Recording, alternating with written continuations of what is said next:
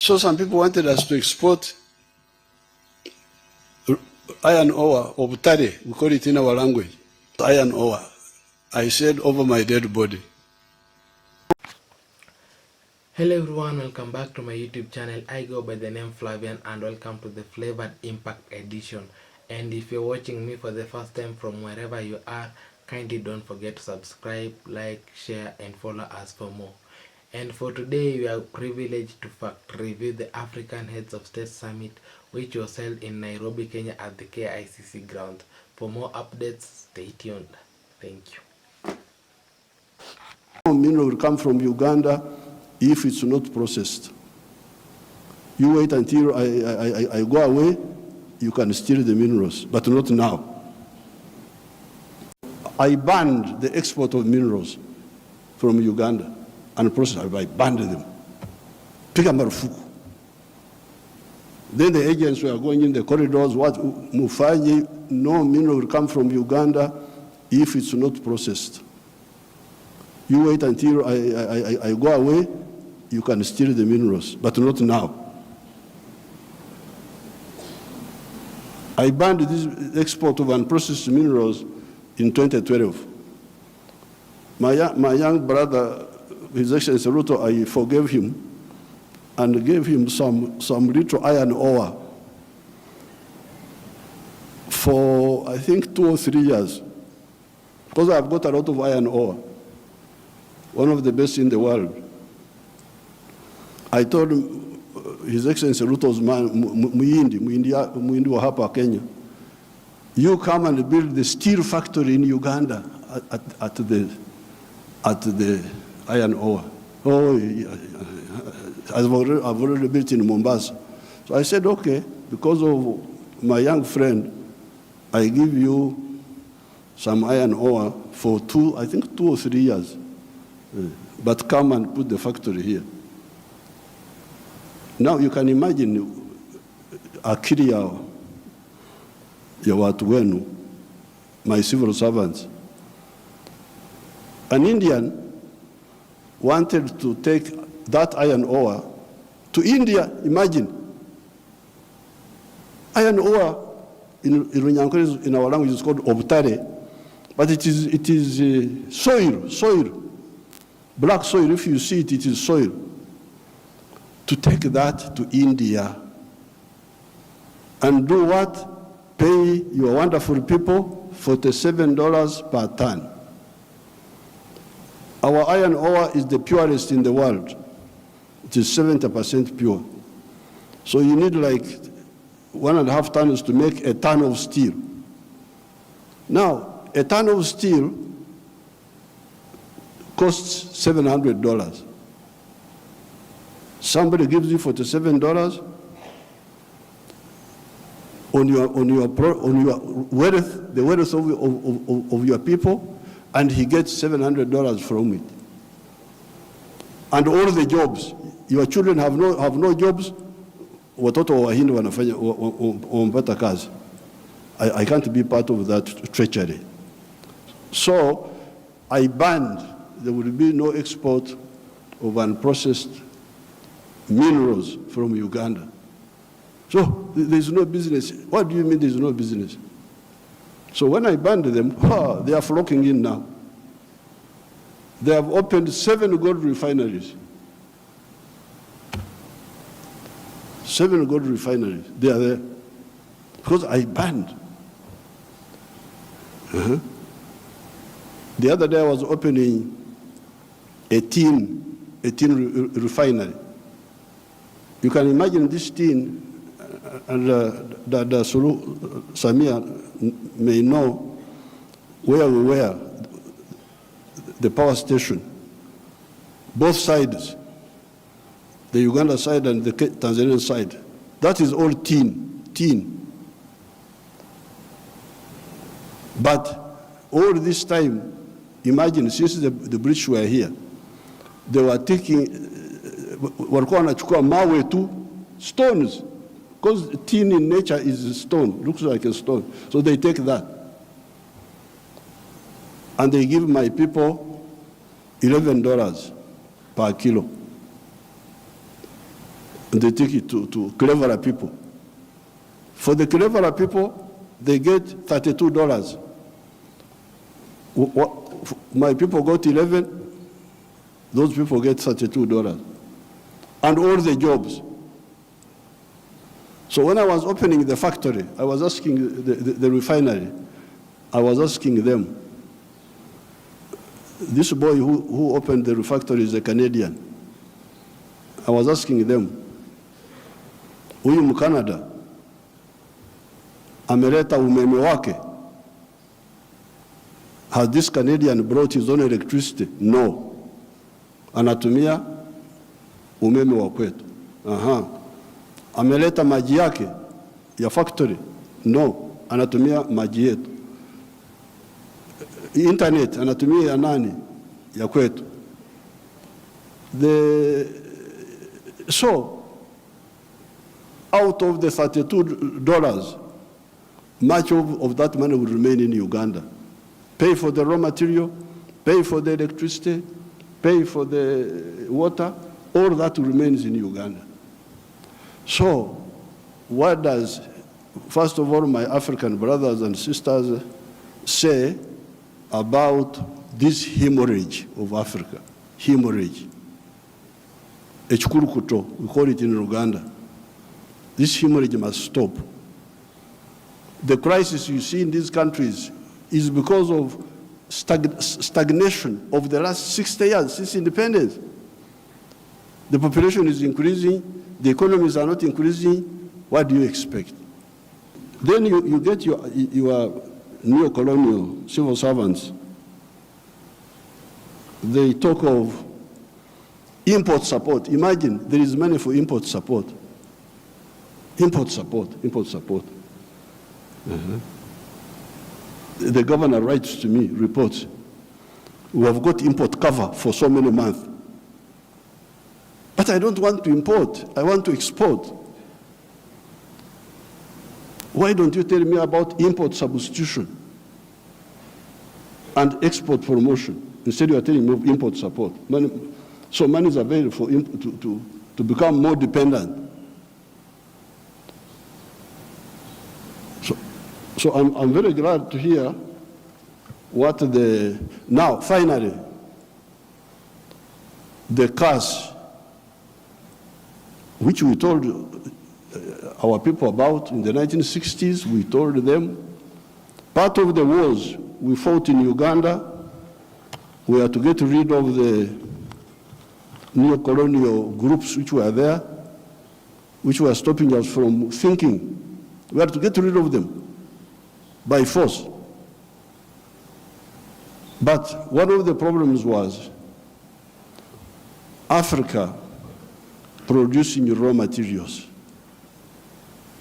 matière primaire, they call it in Français, matière primaire.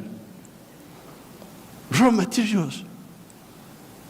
Imagine coffee. The global value of coffee is $460 billion.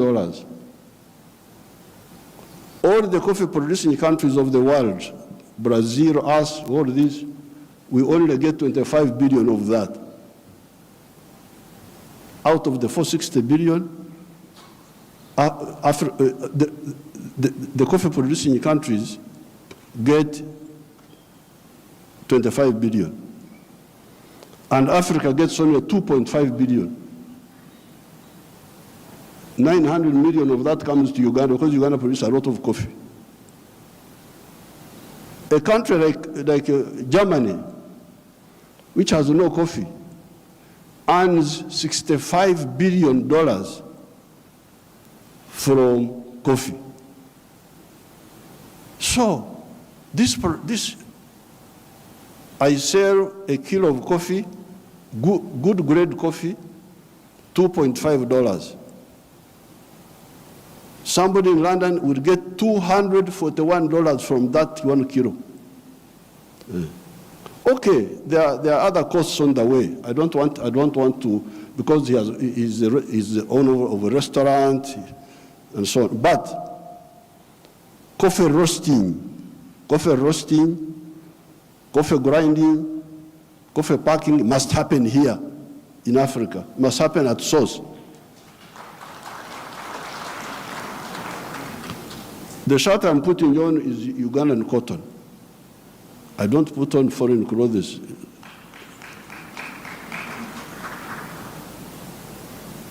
It's only the trousers I'm putting on because I can't go naked. Because they have not solved that problem for me.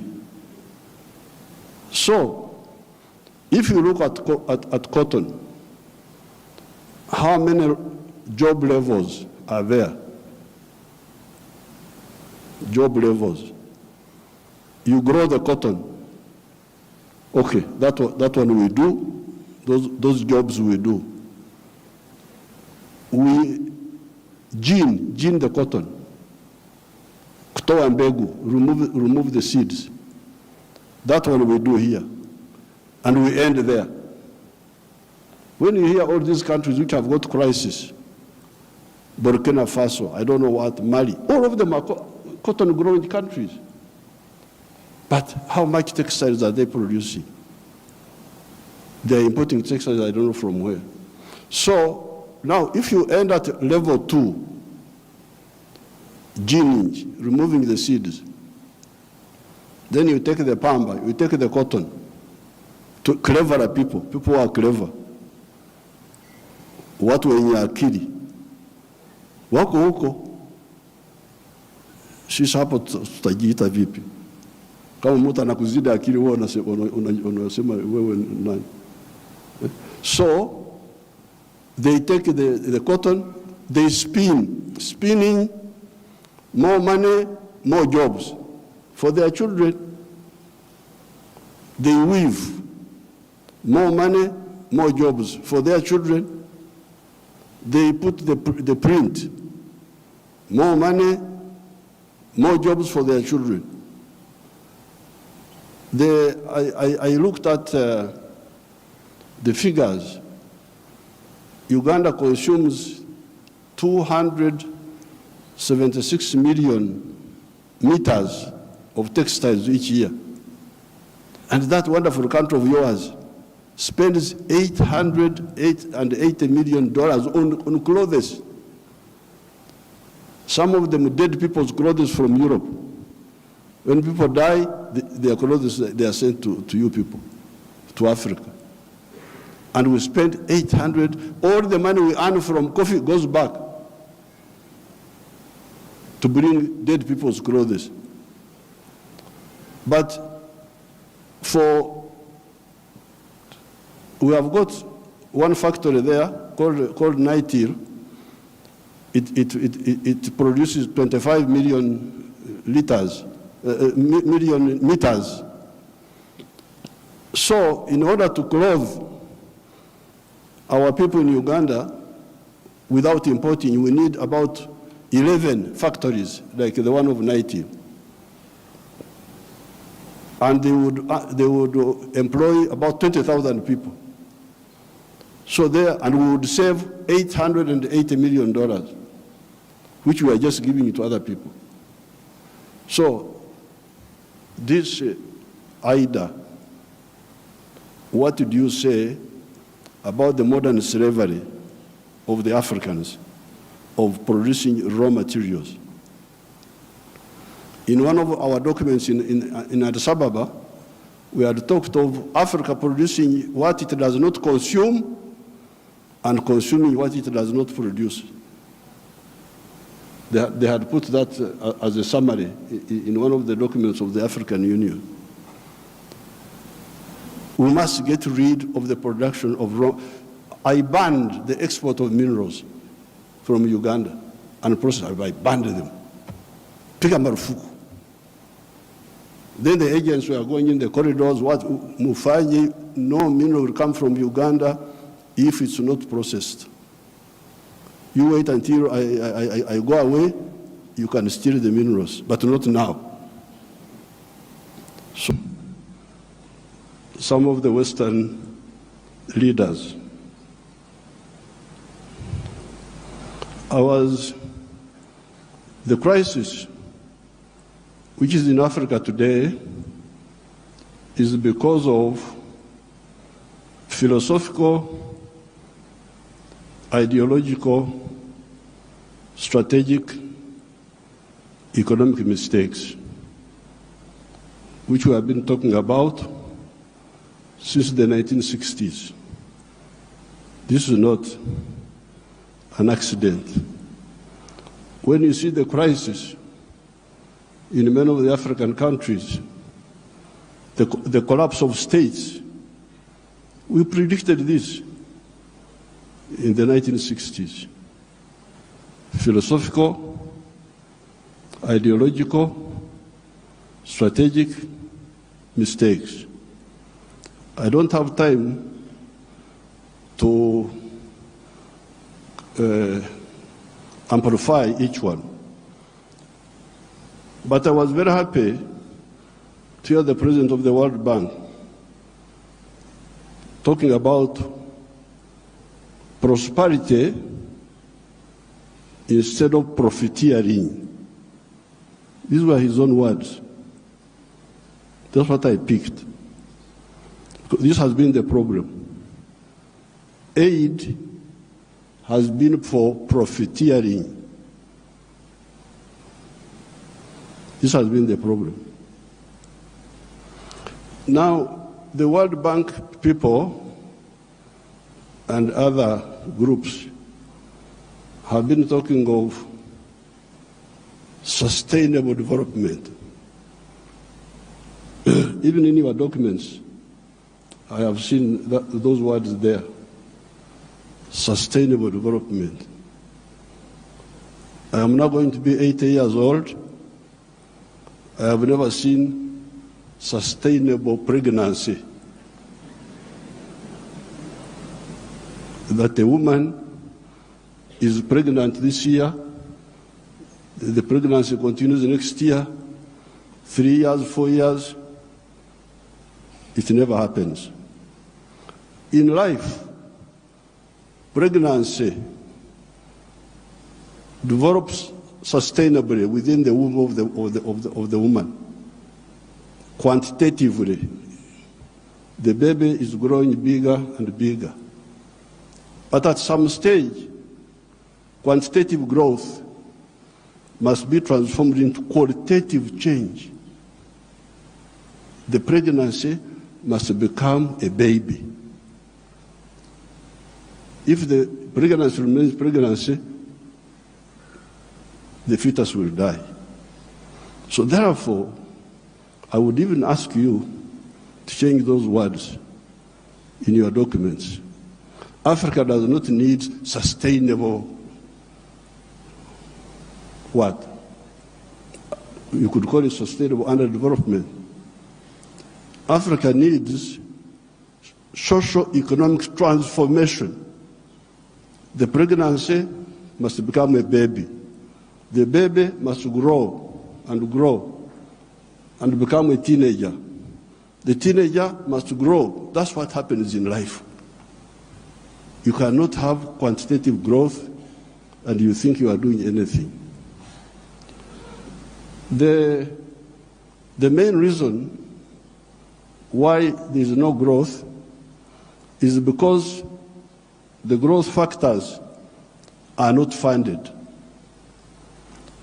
They are not even understood. What are the growth factors? We now talk of private sector-led growth.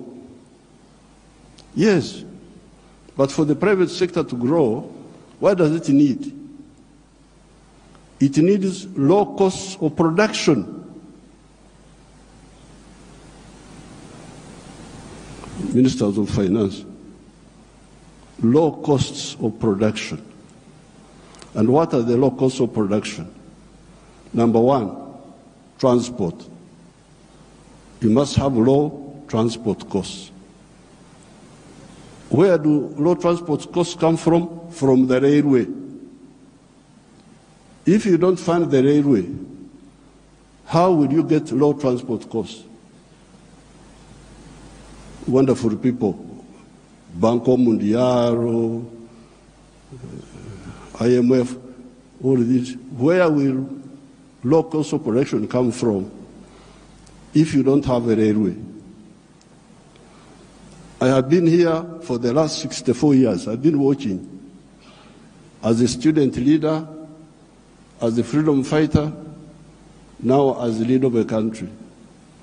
How many railways have been constructed or funded in Africa? The few that have been was by China, the Tanzania Railway to Zambia, and recently China, another one here in Kenya, and then Tanzania on their own, they are building a railway line. So if you are talking of helping Africa, the railway, I don't want to be involved in any other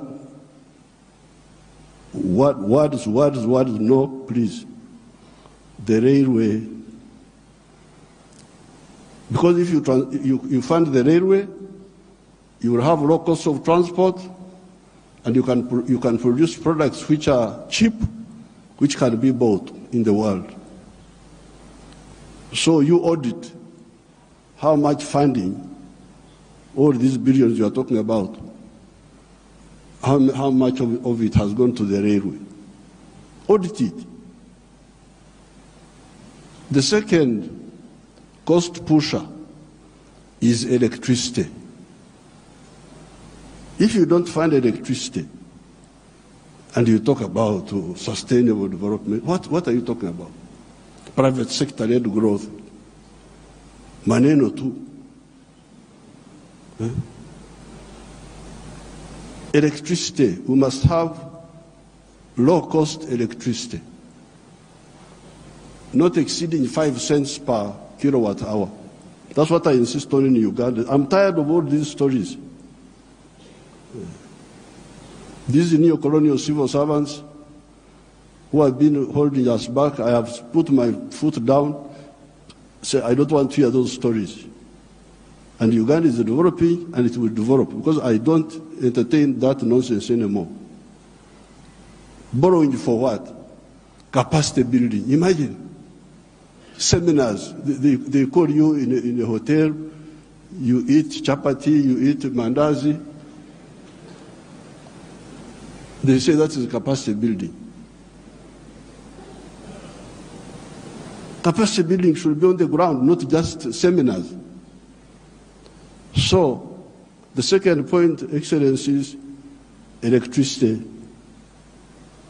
The third one, those people who talk about private sector-led growth, private sector-led growth. I have been trying to borrow money for our UDB, Uganda Development Bank, a bank which funds manufacturers. No, I don't get support for that. Instead, they want me to go, my people to go to commercial banks. But commercial banks cannot give, no, those commercial banks are to encourage imports. Because the only person who can borrow money and pay it back from a commercial bank is a trader who goes to China, goes to where, Dubai, brings products, sells them quickly, and pays back. So, if you are serious, I need to hear about the low-cost funding for manufacturing. Not for stories, not for what, no, manufacturing.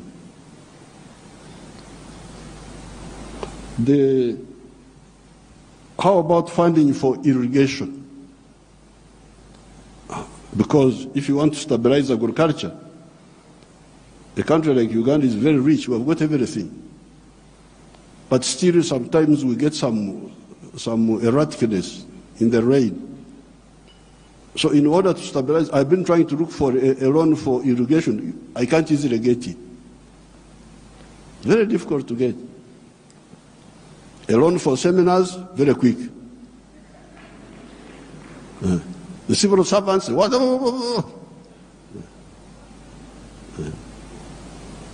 But a loan for irrigation, you don't see. Now, finally, the loan for, I don't know the situation in other African countries, and I don't have time to talk for a long, I don't have opportunity to talk for long. But Uganda is a very rich country.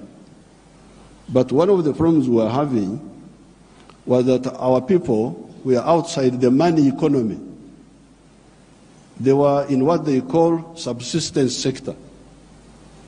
They just produce for eating, produce for eating, produce for eating. Wanashughulikia tumbo tu.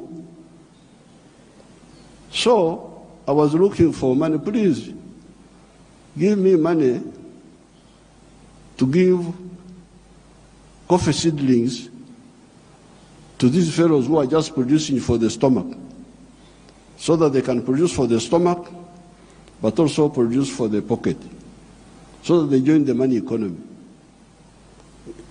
You cannot imagine that by 2013, a few years ago,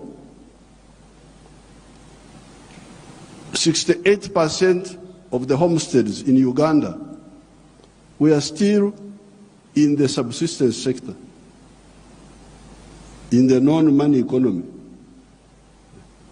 You audit your countries. What is the situation? What is the percentage of the people? So I had now to use my own money, because I couldn't borrow money from anybody. The loans are for capacity building, for, I don't know, sometimes they give for ICT, but ICT is a communication system, mainly. What are you going to communicate on that communication? How are you? Good morning. And you think that is communication. Why don't you have ICT linked with agriculture, linked with industry? Oh, now the digital. Are you eating computers? Have I seen anybody eating computers? Just running up and down, maneno tu. So I was insisting that all these Ugandans must be in the money economy. 2013, not long ago, 68% of Ugandans were outside the money economy, because Uganda is a very rich country. A fool can survive there. In other countries, fools die. But in Uganda, fools can thrive there. They just eat. He stays with his brothers. He eats. He goes from there to the sister. He eats. He's not earning anything, but he's eating. So we said, no, everybody must be involved in the money economy. We couldn't get any support for that. But we funded it ourselves. Each year, we spend about $300 million of our own to make these villagers join the money economy by producing for the stomach, but also for the pocket. And from 2013, I was now told that for the first time, 61% of the people are in the money economy, of the homesteads. It is only 39% that are still out. You imagine those who are still there, just eating, no money. So therefore, this meeting is, then you get your neo-colonial civil servants. They talk of import support. Imagine there is money for import support. Import support. The governor writes to me, reports, we have got import cover for so many months. But I don't want to import, I want to export. Why don't you tell me about import substitution and export promotion? Instead you are telling me of import support. So money is available for to become more dependent. So I'm very glad to hear what now finally, the cash, which we told our people about in the 1960s, we told them, part of the wars we fought in Uganda were to get rid of the neo-colonial groups which were there, which were stopping us from thinking. We had to get rid of them by force. But one of the problems was Africa producing raw materials, matière primaire, they call it in Français, matière primaire. Raw materials. Imagine coffee. The global value of coffee is $460 billion. All the coffee producing countries of the world, Brazil, us, all this, we only get 25 billion of that. Out of the 460 billion, the coffee producing countries get 25 billion. And Africa gets only 2.5 billion. 900 million of that comes to Uganda because Uganda produces a lot of coffee. A country like Germany, which has no coffee, earns $65 billion from coffee. So, I sell a kilo of coffee, good grade coffee, $2.5.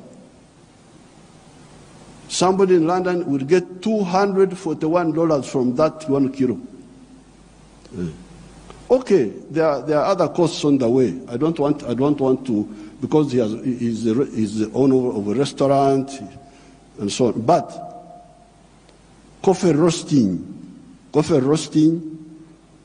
grinding, coffee packing must happen here in Africa. It must happen at source.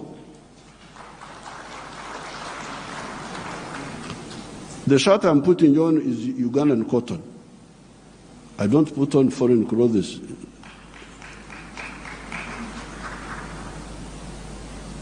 It's only the trousers I'm putting on because I can't go naked. Because they have not solved that problem for me. So, if you look at cotton, how many job levels are there? Hello everyone, welcome back to my YouTube channel. I go by the name Flavian and welcome to the Flavored Impact Edition. And if you're watching me for the first time, kindly don't forget to subscribe, like, share and follow us for more. So for today we are privileged to fact review the recently held African Heads of State Summit, which was held in Nairobi, Kenya at the KICC Grants, and I personally am really flattered, especially as I see African leaders stand up firmly with strict measures to the European countries. When African leaders arise and they come up with strict measures, especially on the exportation of our raw materials, this is a wake-up call, and we need to embrace this. We need to have this in wide open arms, because since independence, this is what we have been fighting for. This is what we have been hoping for. This is the only race of a better tomorrow. When you talk about raw materials not being exported, His Excellency Yoweri Kaguta Museveni, the President of Uganda, stood up firmly, and he has really condemned the fact that third world countries people come, take our minerals and go. Yet when they take our minerals and they go, they take it in a raw state. Yet they oppress us with little tariffs or little percentage over the given products.